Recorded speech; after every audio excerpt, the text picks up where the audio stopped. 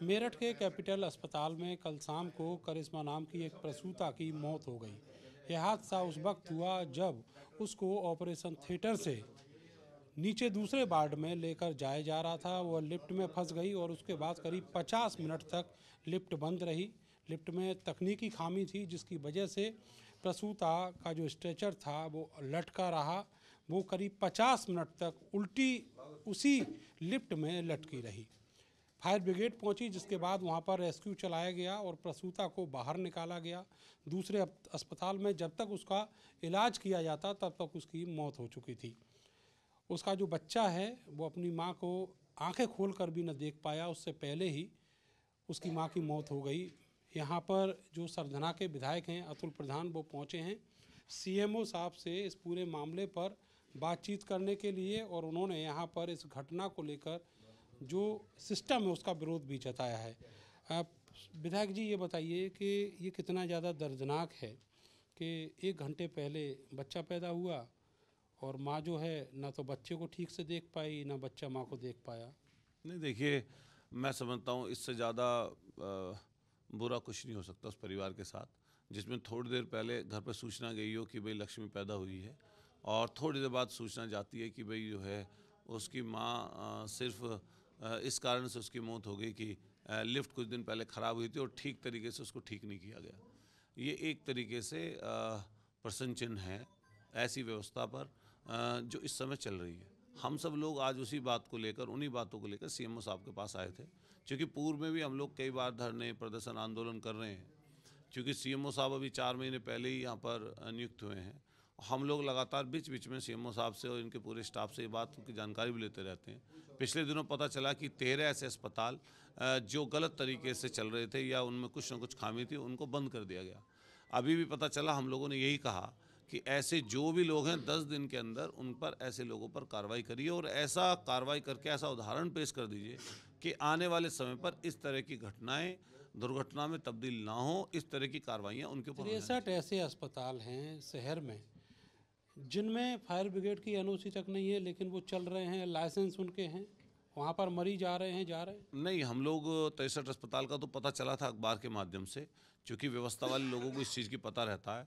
हमारे तमाम यहाँ पर लोग बैठे हैं, मैं इन सब लोगों से रिक्वेस्ट करूँगा कि चाहे सीएफओ हों, चाहे विद्युत सुरक्षा अधिकारी हों, और चाहे ड्रग्स के इंस्पेक्टर हों, डीएम साहब को देखना चाहिए इस व्यवस्था को, और कमिश्नर महोदय को देखना चाहिए, जो पता नहीं किस किस चीज़ों में समय वेस्ट कर रहे हैं लोग। उन लोगों को कंबाइंड तरीके से, इन सारे लोगों को इकट्ठा बैठाकर, मैंने सीएमओ साहब से भी इस चीज़ का अनुरोध किया कि आप कंबाइंड तरीके से इस पूरी व्यवस्था को साथ लेकर चलिए। जैसे वहाँ पर पब्लिक सेफ्टी, विद्युत सेफ्टी का काम उन्हीं को करना चाहिए जिसका विभाग है। जैसे आपके अग्नि मिशन के लोग हैं, सीएफओ हैं, तो उनको उनका काम वो खुद अलग करते हैं। जैसे पोल्यूशन बोर्ड की एनओसी उनको मिलनी होती है, उसका काम अलग तरीके से होता है। लेकिन अगर ऐसे लोगों के खिलाफ कार्रवाई करनी है तो सामूहिक रूप से इन सारे विभागों को इकट्ठा होकर ऐसे लोगों पर कार्रवाई करनी चाहिए संयुक्त रूप से। मैं सदन 16 तारीख से चलने जा रहा है, मैं ये लिफ्ट वाला विषय भी ज़रूर उठाऊंगा, और साथ साथ लगातार जिस तरीके से हम लोग इस विषय को, पब्लिक का जो विषय है, आम जनता का जो विषय है, जनहित का जो विषय है, इस विषय को लगातार उठाते रहें, और मैं आने वाले समय पर भी इसको सदन में उठाऊंगा। अच्छा, राज्य सरकार ने लिफ्ट को लेकर दिशा निर्देश, नियम जारी कर दिए हैं, लेकिन उनका इम्प्लीमेंटेशन नहीं हो पा रहा। और दूसरी बात यह है कि आप आंदोलन कर रहे हैं, आप लोगों को जगाते भी हैं। सीएमओ साहब से मैं समझ रहा हूँ 2 दर्जन बार 1 साल में मिले होंगे, लेकिन उससे बदला क्या? देखिए, मैं फिर कह रहा हूँ कि जैसे इनसे पहले वाले सीएमओ थे, उनसे शायद दर्जनों बार हम लोग मिले, लेकिन इनसे जब भी मुलाकात हुई है, मान लिया 2 बार धरने में हुई है, 2 बार और उसके बाद हुई है, मैंने इनको हमेशा यही कहा सीएमओ साहब को कि आपकी जो पोस्ट है, चूँकि मेरठ ऐसा ज़िला है, इसमें आसपास के ज़िलों के लोग भी, मरीज़ भी आते हैं, और उनकी ज़िम्मेदारी फिर मेरठ के ऊपर आ जाती है। तो जब मेरठ में जो ऐसे लोग हैं जो गलत तरीके से ट्रीट कर रहे हैं, या गलत ओवर रेटिंग की दवाइयाँ बेच रहे हैं, या पोल्यूशन बोर्ड से गलत तरीके की एनओसी ले ली, या जिन्होंने अग्नि मिशन का मतलब सामान ही, जिनके पास साजो सामान है ही नहीं आग बुझाने बिना का, एनओसी के वे बिना एनओसी के चल रहे हैं, तो ऐसे लोगों पर सख्त से सख्त कार्रवाई करनी चाहिए। और मैं आज सीएमओ साहब से कहना आया हूँ कि 10 दिन के अंदर चिन्हित करके ऐसे अस्पतालों के खिलाफ कार्रवाई सुनिश्चित कर दी जाए, और नहीं तो 16 तारीख को तो हम लोग सदन में ये बात रखेंगे। सीएमओ साहब भी मेरे साथ हैं, डॉक्टर अशोक कटारिया जी। सर, जो कल हादसा हुआ उसमें अभी तक क्या कार्रवाई की गई है? उसमें कल हम लोग वहाँ गए थे, उसको हॉस्पिटल को सील कर दिया गया है प्रशासन के द्वारा। केवल आगे से सील है, पीछे खुला हुआ है, हम लोग अभी भी देखे हैं उसे। वो मैं दिखवा लूँगा, मेन गेट एंट्री से ही सील किया गया था। यदि वो पीछे से खुला है तो पीछे से भी सील होगा।